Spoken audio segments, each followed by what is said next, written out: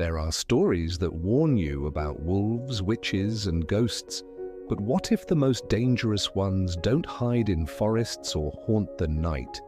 What if they wear smiles, send polite messages, and sit across the table from you while slowly draining your soul? Folklore at its core isn't about monsters out there. It's about the monsters within and around us.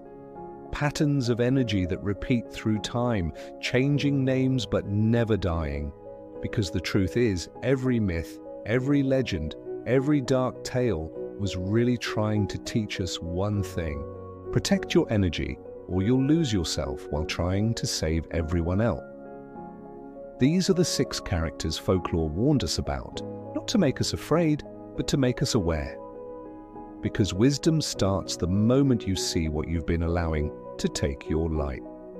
1. The siren, the charmer, who feeds on attention.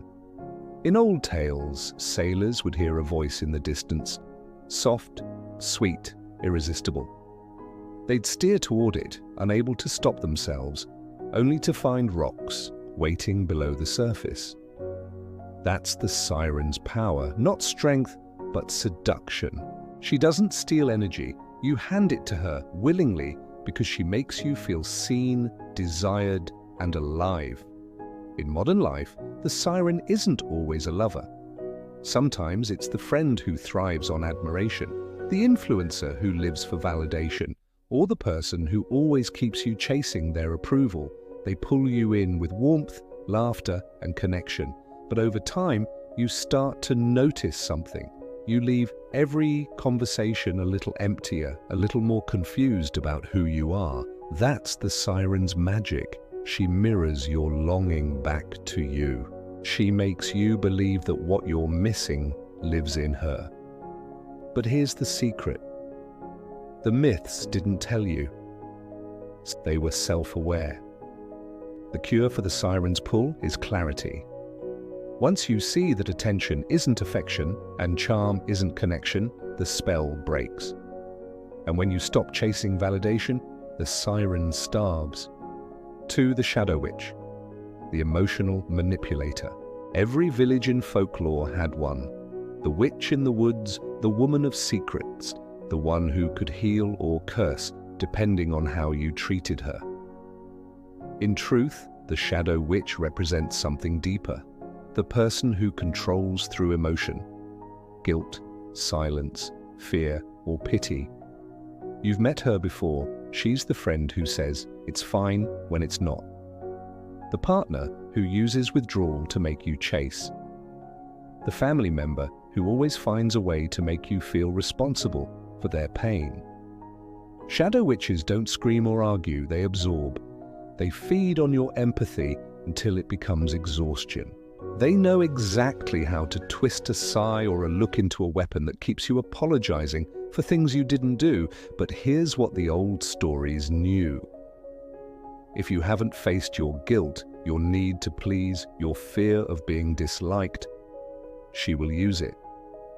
The only way to free yourself from a shadow witch is to stop trying to heal what doesn't want to be healed. You cannot save someone who uses suffering as a strategy. Because when you keep giving to someone who refuses to grow, you're not helping them.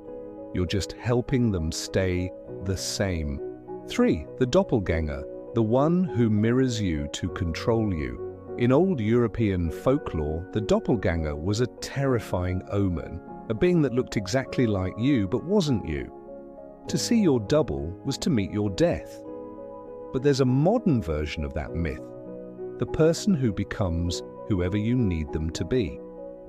They study you, mimic you, and reflect back your best parts.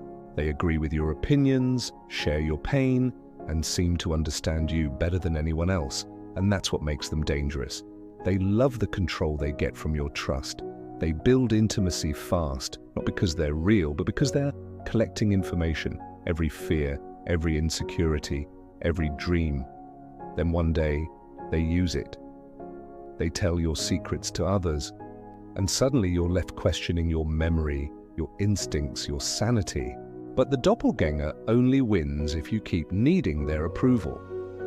The moment you stop explaining yourself, they lose their shape, because they were never real to begin with. 4. The trickster, the chaos bringer, disguised as fun. Every mythology has one, the one who makes jokes while setting the world on fire. They pull you into chaos and call it adventure. You never know where you stand. They create emotional highs and lows so extreme that your nervous system mistakes chaos for passion, because the trickster doesn't want stability. It would ruin their power. They aren't fueled by love, they're fueled by attention. You don't need to fight their chaos, you just need to stop dancing in it. You reclaim your peace the moment you realize you don't owe anyone your emotional entertainment. 5. The Stone King, the emotionally cold energy blocker. In ancient myths, there were kings who turned to stone, not by magic, but by pride, hearts so hardened that no love could move them. You pour love, effort, and empathy into them, and it disappears like water into dry soil. And somehow you start believing that if you just prove yourself, if you just stay patient, maybe you'll earn their warmth. The Stone King has built walls around his heart for a reason. Folklore teaches us that when a kingdom turns to stone, the curse breaks not by force, but by walking away. Because sometimes love doesn't mean staying. You can't save someone who's committed to their numbness. 6. The mourner, the perpetual victim who anchors you in guilt. In myth, there are spirits who wander the earth crying, forever repeating the story of how they were wronged. They find anyone kind enough to listen, and slowly they drain the listener's will to live. Every conversation circles back to the past, who hurt them, who betrayed them, how unfair life has been. At first, you feel compassion, and eventually you feel empty. They want you to validate their pain over and over until it becomes your burden too. And empathy without boundaries becomes self-betrayal. Because some people don't need your rescue. They need your absence to wake up. Letting go isn't cruel. Every one of these characters, the siren, the witch, the doppelganger, the trickster, the king, the mourner, when you charm to control, when you guilt to get attention, when you play small to stay safe, you become the folklore someone else is trying to escape. Because you can't protect your energy if you won't admit where you're leaking it. So ask yourself, there's nothing wrong with having darkness. Awareness isn't judgment, it's freedom. You stop being the victim of the story and start becoming its author. It tells you when something or someone isn't good for your soul. And if you listen, if you honor that instinct, you'll stop walking into draining stories that were never yours to play out. So maybe the next time you hear the call of a siren or feel the pull of a shadow witch, you'll remember you are not a sailor lost at sea, and storytellers don't get drained by monsters,